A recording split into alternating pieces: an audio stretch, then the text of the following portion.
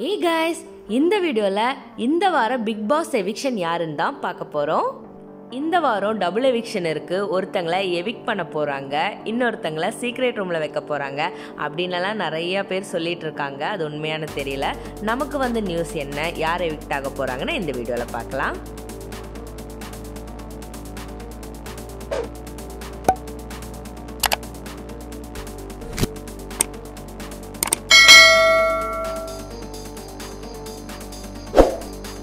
இந்த வீக் நாமினேஷனில் இருக்கிறவங்க அனிதா, ஆரி, ஷிவானி, கேபி, ஆஜித். இந்த வாரம் ஷிவானி இல்லைன்னா ஆஜித்தெல்லாம் போவாங்க அப்படின்னு நிறைய பேர் நினச்சிட்டு இருந்தாங்க. ஆனால் இப்போ நமக்கு வந்திருக்க நியூஸ் என்னென்னா இந்த வாரம் எவிக்ட் ஆக போகிறது அனிதா தான். ஆஜித், ஷிவானி இவங்க ரொம்ப சைலண்ட்டாக இருக்கிறதுனால போரிங் கண்டஸ்டன்ஸ் இவங்க தான். ஆனால் இவங்கள சேவ் பண்ணிட்டு அனிதாவை எவிக்ட் பண்ணியிருக்காங்க.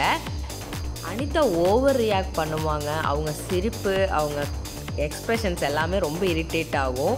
அதனால என்னமோ மக்கள் அவங்கள எவிக்ட் பண்ணிட்டாங்க.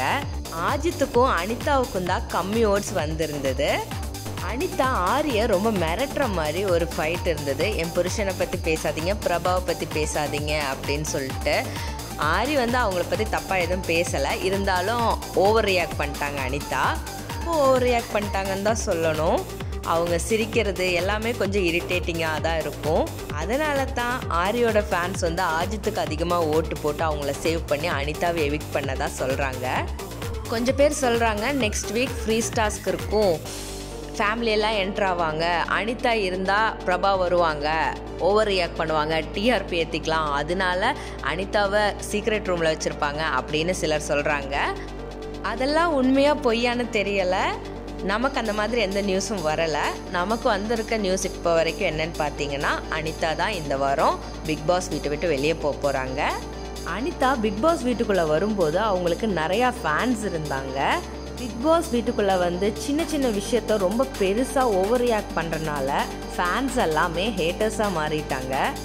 இந்த வாரம் எவிக்ட் ஆனாலும் அனிதா ரொம்ப ஸ்ட்ராங் கண்டஸ்டன்ட் தான்.